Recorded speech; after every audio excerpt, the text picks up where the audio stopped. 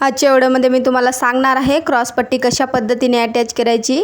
ज्या नवीन मैत्रिणी आहेत त्यांच्यासाठी हा व्हिडिओ खूप महत्त्वाचा आहे। खूप सोप्या पद्धतीने मी तुम्हाला क्रॉसपट्टी अटॅच करून दाखवते।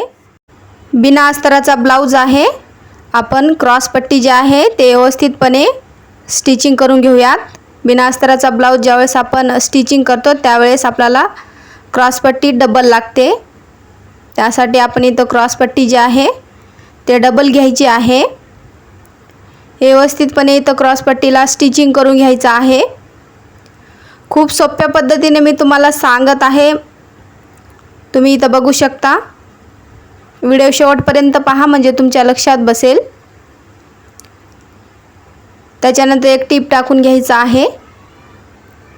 अशा पद्धतीने फोल्ड करायचा आहे। त्याच्यानंतर कडेने एक स्टिचिंग करून घ्यायचं आहे।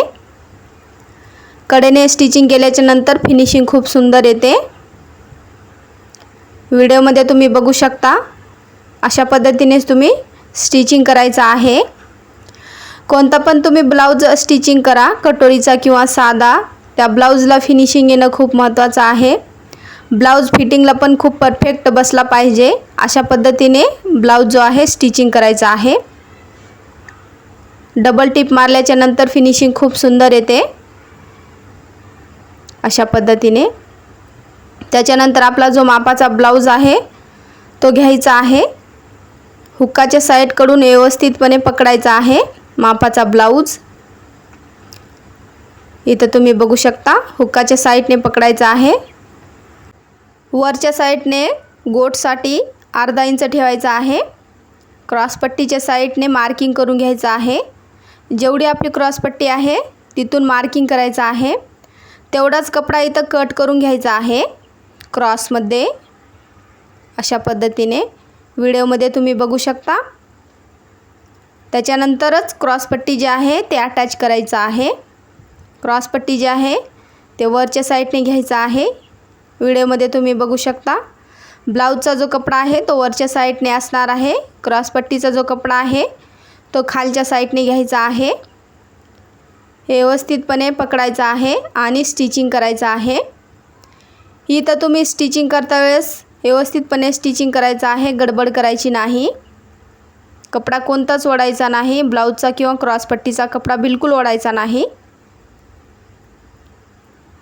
अशा पद्धतीने तुम्ही स्टिचिंग करायचं आहे। खूप सोपी पद्धत आहे क्रॉसपट्टी अटॅच करण्याची।